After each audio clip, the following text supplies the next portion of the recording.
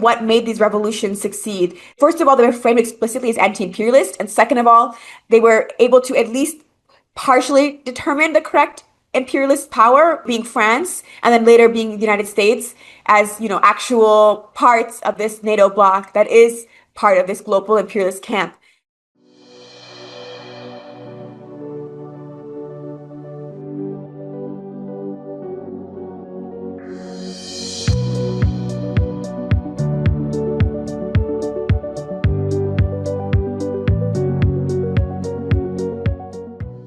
Hi, and welcome to Global Majority for Peace. I'm Ileana Chan. Every week on this podcast, we discuss with special guests from across the world our mission of building a global movement to promote peace and challenge the US-led war drive against China, Russia, and countries in the global south. We will be posting the first part here on YouTube and the full episode on our Patreon for members to watch for free in full. So please help us sustain our work by becoming members of our Patreon. We're just trying to diversify platforms just in case something happens to our YouTube channel. So please head on over there. And also if you want to make a donation, just know that it will go to covering our costs. This week, I'm very excited to say that we have Inem Richardson on our podcast. Inem is an organizer, journalist, and educator currently based in I don't think I can say this. Ouagadougou. Ouagadougou. But it's close enough. Ouagadougou. Oh my God, sorry. Burkina Faso, where she co-founded the Thomas Sankara Center for African Liberation and Unity. She's deeply involved in the All African People's Revolution Party and the All African Women's Revolutionary Union. And also, I have to say that you used to be a journalist for African Stream, and that's how I actually heard of you because Ahmed Caballo, who I just interviewed as well, suggested I interview you. So thank you, Ahmed. Thank you so much for having me on. I'm really excited to share with you about what's going on in the Sahel and to participate in this exchange. So I appreciate the time. Thank you. I'm so excited because there's so much to learn, I think. I think especially from the West. I mean, I'm not from the West, but I live in the global North. And I don't think we get any information. I mean, actually, it's not one of the questions that I was thinking of before, but I think later on I would like to ask a little bit about the response to obviously what's going to be Western propaganda against Burkina Faso being an anti-imperialist country, etc. But first, we do like to start each interview with a little bit more on a personal note so we can get to know our guests and how they came to their worldview and the politicization as a buzzword of politicization. So was there a particular incident for you that led you to your worldview? Yeah, I mean, this is it's a hard question because it's I feel like for those of us who are involved in organizing against imperialism, organizing on the left, I feel like there's a constant process of being deeper and deeper politicized. There's so many moments where it's you're constantly evolving in your understanding of the world, your understanding of the imperialist system that we're fighting against. So there's so many things I can pinpoint as different moments. But I think for me, I grew up as an African in the United States. I'm the daughter of a Nigerian immigrant, and as a young person, I experienced and I was exposed to a lot of the racism within the United States. And some of that corresponded also with a growing movement. At the time, it was framed around Black Lives Matter, which, is not, I mean, for all the critiques that one can say, I would say, at least at the time, it did bring a lot of people into a very, very basic level of political consciousness. And for me as a young person, at the time I was a high school student, it pushed me to read people like Malcolm X and the Black Panther Party, and just to kind of understand better my positioning within the context of the US. But I didn't become an anti-imperialist until I was brought by a friend. So this was when I was 18 years old. I was interested in some of this organizing I had mentioned, a lot of it around police and prisons within the US context.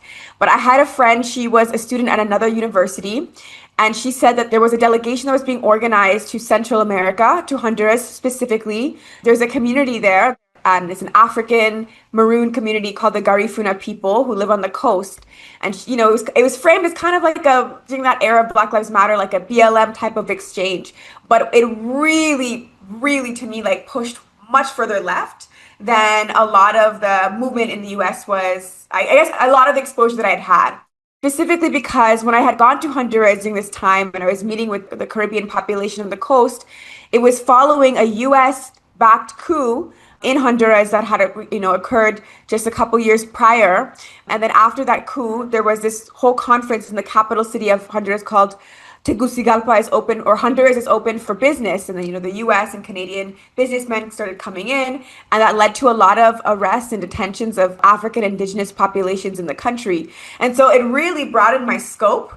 And it was like, okay, so this beast that we're fighting in the US, this is not just like us in the US against them. Like, we have the same enemies, even people, who are thousands of kilometers or miles or whatever you prefer away, who speak a different language. They're fighting against these same forces we're fighting in the US. They're also being, incarcerated. They're political prisoners. They're being kidnapped. They're being assassinated. And it's the same government. It's the US that came into their territory to do it. From that point forward, I joined the coalition that invited me. It was a group called the Chiapas Support Committee, which is an anti-imperialist or student organization in solidarity with socialist struggles across Latin America or across the Americas, and then more broadly the global South, even though it was focused at the time on Latin America. And so they brought me to Cuba. Like, they were really bringing students from the US to witness revolutionary struggles across the Americas. I mean, it's really incredible work. And so they brought me to Cuba, and that was the first time that I saw something to fight for, not just something to fight against. Everything was, down with this and down with that. But being in Cuba, I was witnessing a process and a system that actually was working and was functioning and was defending the interests of the people that lived there. And so that was transformative for me. And I knew I wanted to spend time on the African continent because I mentioned, I am the daughter of a Nigerian immigrant and I was raised in that Nigerian community. And so I was given the mission by this organization, the Chiapas Support Committee, to study abroad while I was in university and to go to the global South and to find and connect with some anti-imperialist struggle. So they really gave us that orientation. A lot of people studied in different parts of Latin America. One of the students studied in Vietnam. And then I was like, I really want to figure out what's going on in the African context. I want to go to West Africa.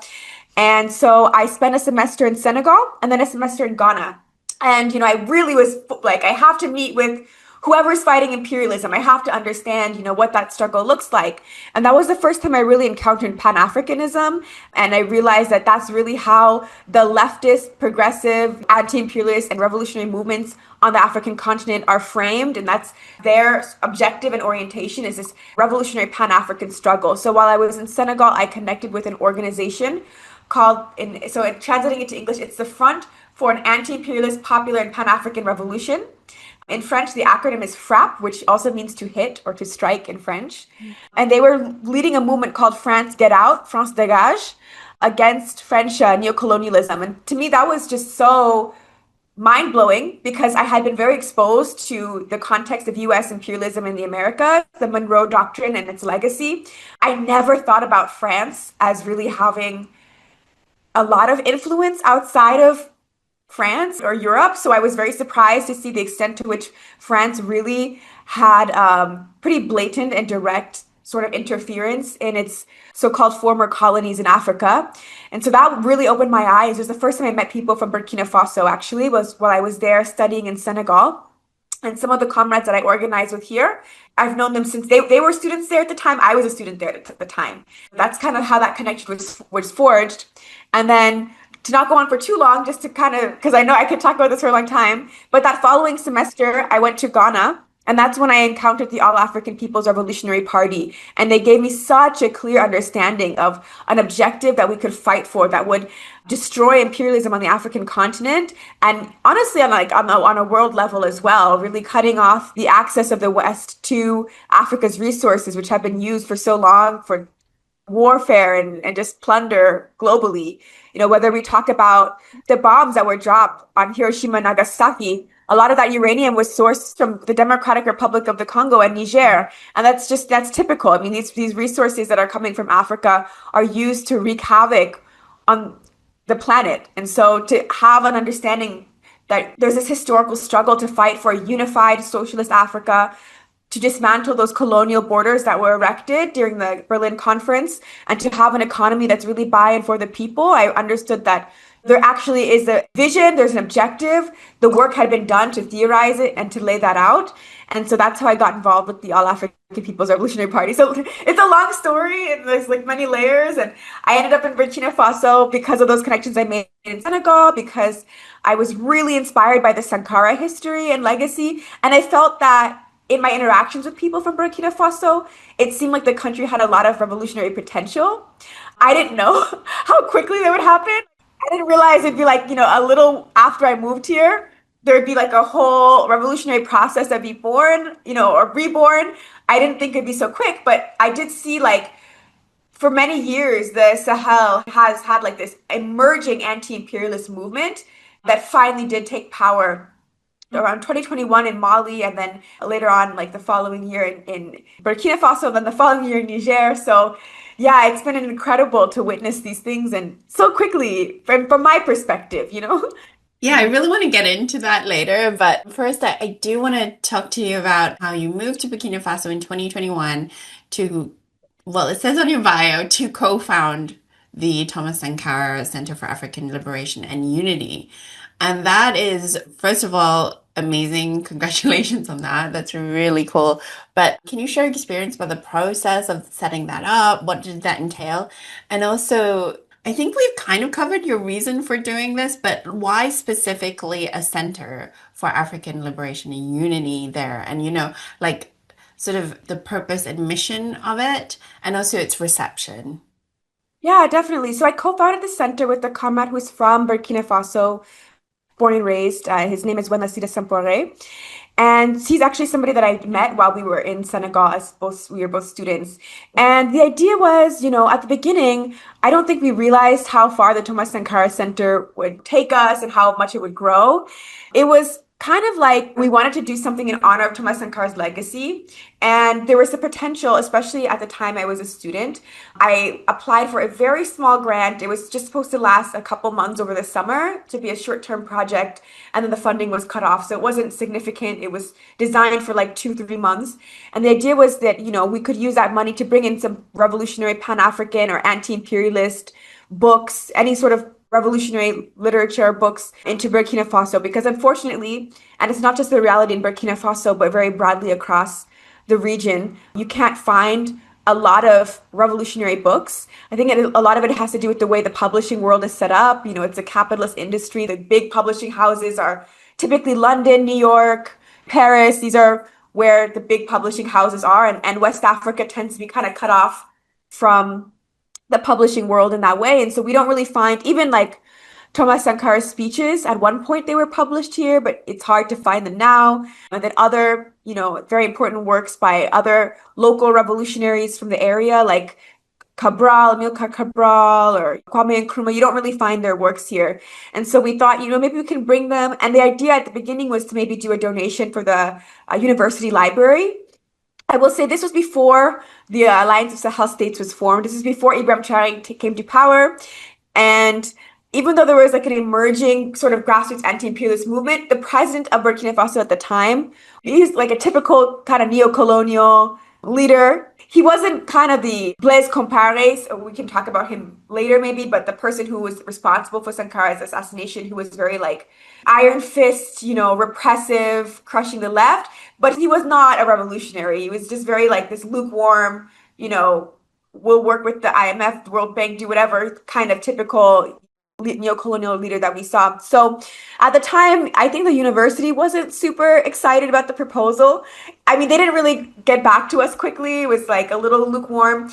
And so it was a comrade, Wen Lasida, who was like, you know what, we can rent a space and we can just kind of see if we can set up something and programs and see how long this goes on for. And we didn't anticipate everything that would happen, but the timing and the conditions were really ripe for this sort of project. And so it was very well received from the get-go. And it was really just a matter of months after we started that project that President Traoré, well, there was first one coup and then there was another. But I think having the first coup, which was not a revolutionary one, fired people up towards thinking that a revolution was like on the verge of coming, and then pushed people also into the space. And then we had a revolutionary coup, or revolution. Some people don't like the word coup, but I think a coup can be potentially revolutionary or reactionary. Thomas Sankara Gaddafi, they came to power through the military. So just to give that disclaimer. But, the conditions were really ripe. And so people really came in to the center to give you an idea of like what our principles are and our objectives. So we're really focused on revolutionary Pan-African political education. We define Pan-Africanism as the total liberation and unification of Africa under scientific socialism. And we are based off of four founding principles that we consider to be really at the heart of Thomas Sankara's ideas. So that's Pan-Africanism, anti-imperialism, socialism, and women's emancipation. He really stressed those four principles consistently throughout his life and his time in power. And so we have many different programs. We have a lending library. So we've brought in hundreds of books that talk about these themes, both within the context of Africa, but also within the context of global revolutions, whether they're Vietnam or Cuba or Palestine or whatnot. So we brought in these revolutionary books, and those are available to the public as a free lending library. People who are residents here in the Ouagadougou are allowed to come and check out those books for a month, and they can renew it if there's no other person requesting them. We have a Young Pioneer program that was based off of the Pioneers of the Revolution program that was started in 1985 by Sankara. One of our members is actually, he was part of that program as a child. And so he's helped us to kind of orient it, to ground it in that history and then to also adapt to the present. So we have, both that historical legacy and then like the modern application. We have a work study circle. We actually have two in Burkina Faso.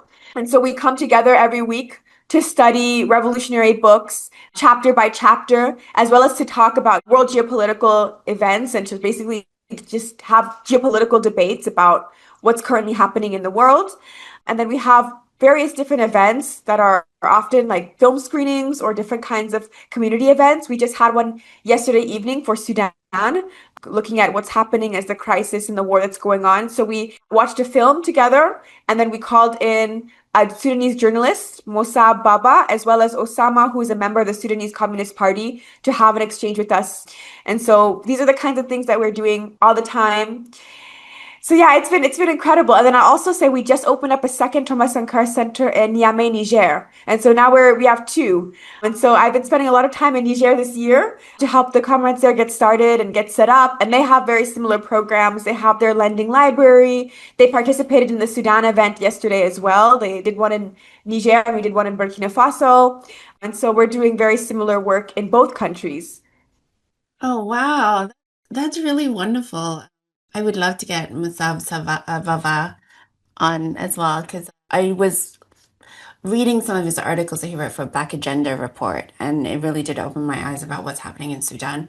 And I'll just say this one thing that when you say that this sort of exploration and this experience is you learn more and more and you get maybe more radicalized as you learn more, like radicalized in, I mean, I personally have experienced that definitely. So completely resonate with that. But onto what's really fascinating about your story is like the timing. The timing is just, I mean, first of all, it's not just luck. You obviously had the foresight and the understanding to see the potential that was about to happen. But it is absolutely incredible that you were in the Sahel basically during the time. Well, I would say three revolutionary moments, I guess. You can expand a little bit more on that. But we would say starting with Mali in 2020 and then Burkina Faso in 2022, although you did mention that there were two coups. But then Niger in 2023. I think a lot of people might not be aware that that resulted in this revolutionary bloc formalized under the Alliance of Sahel States that you mentioned, AES, in September of 2023. So I'm just like, obviously, I think a lot of people are interested in how do these revolutionary moments actually happen? Because what we often witness is what is being called now Gen Z protests or whatever, but essentially it's like color revolutions that happen all around the world, like Arab Spring or the Hong Kong protests that are fueled and funded by US interests, NED, USAID forces, NGOs, and they're basically used for imperial purposes to destabilize China or whatever sovereign country. First of all, how do real revolutionary movements take root? How do they gain sovereignty from imperialism? And I know this is a very, very long question because I mentioned those three countries, but can you sort of break it down for us and your opinions about things? Yeah, I think that this is a great question. And I really like the way you frame it too, because it's like generating a lot of thoughts in my mind, actually, even just thinking about how it compares to some of the color revolutions that we see globally. So the first thing I'll say is I did notice around 2018 that the Sahel region of Africa was, in my eyes, very ripe for a revolution. I know Burkina Faso in particular has a closer history in the sense that even though a lot of the countries have had revolutions historically, the 1980s is a little closer to compared to like some of the revolutions that happened in the 60s. So I felt that Burkina Faso had this potential, but I saw it across the region. One of the things that was interesting is when I was in Senegal, I was meeting with people. Dakar, the capital, is a very cosmopolitan city in the sense that people are coming from all over West Africa, all over Central Africa. And there was just such a keen awareness of initially it was really framed around French neocolonialism. And so a lot of people were very aware that France directly controlled their economies through a currency called the CFA franc. So if you're not familiar with that, there are 14 countries in Africa that use this currency. There's kind of a 15th country, Comoros, uses the currency as well. They just call it something different, but it functions more or less the same way. But these countries, most of them are former French colonies, are forced to hold half of their reserves in the French treasury. France has, we can say, like a de facto veto power in the regional banks of West and Central Africa. So there are certain decisions, financial decisions, that need to be voted on with unanimity in order to pass. And France is a voting member. So if every African country votes in favor for something or votes against something, but France doesn't. That's basically veto power. And also, these currencies anchor to the euro at a rate that is fixed. So when the euro appreciates in value, so does the CFA. When it depreciates, so does the CFA. But it's always been historically anchored to the euro in a way that favors France's ability to basically secure raw materials from these countries, and also as a way that, sometimes inflates the values of certain goods so that France is the only market for the sale of certain West and Central African products. So there's people who have been very aware of this and as a neo-colonial system that keeps their countries in poverty for a very long time. And in 2018, there was a movement against it where people were actually burning the currency, like the banknotes, in the streets. And then in Mali, what becomes very interesting is right around that time, especially around maybe 2019, is the movement that was focused a lot on the currency kind of shifts also to a huge movement that, starts small and grows and grows and grows against the French military. And there's an operation called Opération Barkhane that was stationed in Mali since 2012. There was first Serval, which is another French operation, then it became Barkhane, but basically was stationed in Mali for years. Mali was like the headquarters of French military operations, and people are frustrated. The situation of the terrorist, organizations and attacks is not getting better. And France is just there, occupying the territory. People are complaining. And then increasingly, especially later on, you start to hear these accusations that France is actually supporting and helping the terrorists. It becomes this anti-imperialist movement. And I think that's what's really important here. A lot of the movements that are framed as Gen Z revolutions, these color revolutions that you talk about, they're framed as pro-democracy movements. And a lot of movements historically in Africa are framed this way. And the thing about it is like, so we're in a place here where the leaders of the three countries, Burkina Faso, Mali, and Niger, the leaders came to power via military coups d'etats, which, some people have a hard time understanding that, but you have to keep in mind the context of these militaries is very different from maybe in a lot of other countries. In Burkina Faso in particular, this is a country that most leaders have actually come through the military. So that means that the most revolutionary leaders that the country's ever known, as well as the most reactionary, have both come through the military. So people don't necessarily see it as a force that is inherently one way or another. Nowadays, people see the military as much more of a positive thing because it brought both Sankara and Ibrahim Traoré. But, we keep in mind that, like, historically, both the very, very good and the very, very bad have come out of this institution here. And it's also, that speaks to the fact that the military is much more integrated with civilians than maybe in other places. Like the separation between civil society and military is just much more fluid here, especially now that we have the Volunteers for the Defense of the Homeland, which are like short-term, military volunteer sort of posts that people in our neighborhood participate in. people all around us are kind of involved, but understand that the military operates in a very different context. And I think what's important here and what's interesting here is like the movements that brought these revolutions to power, they were framed as anti-imperialist, and they were able to correctly identify at least France as one of the imperialist forces. And in Niger in particular, from pretty much the outset, the United States was also correctly identified as, a major imperialist force. I think for the United States and Niger, it was easier to arrive at that because the United States had its largest drone base in Africa located in Niger and had just so many military outposts in Niger. So in Mali, like Mali was France's military sort of headquarters, but Niger was really like the US's military headquarters. They had two major bases in Africa, major. It was Djibouti and Niger.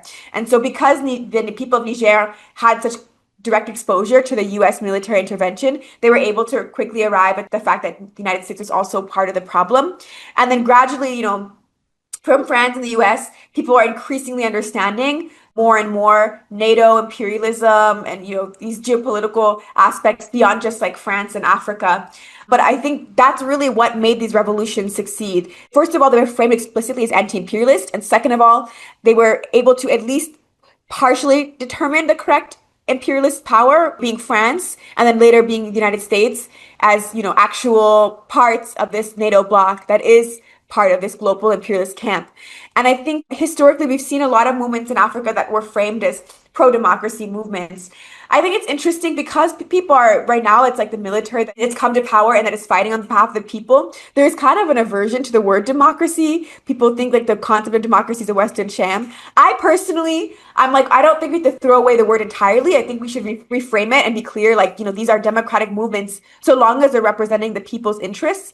But I do understand, like, there's a pushback to it, to people saying, like, do we want revolution? Do we want democracy? Like, they're two opposing things.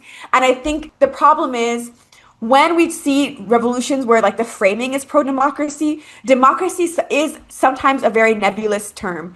Some people use it to mean actual power buy-in for the people. Other people use it to mean we just want to have an electoral system, even if it's a bourgeois democracy.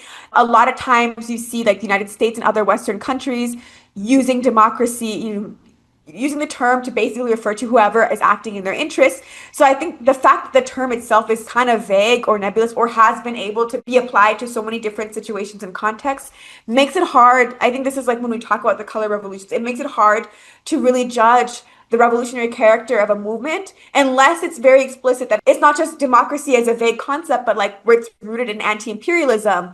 And so I think that's really why these have this revolutionary character, because they weren't just like fighting for democracy as a concept, but they were like, we need to target this contradiction of imperialism first and foremost. And that's what our primary concern is. And this is what we need to get out of our land and our region.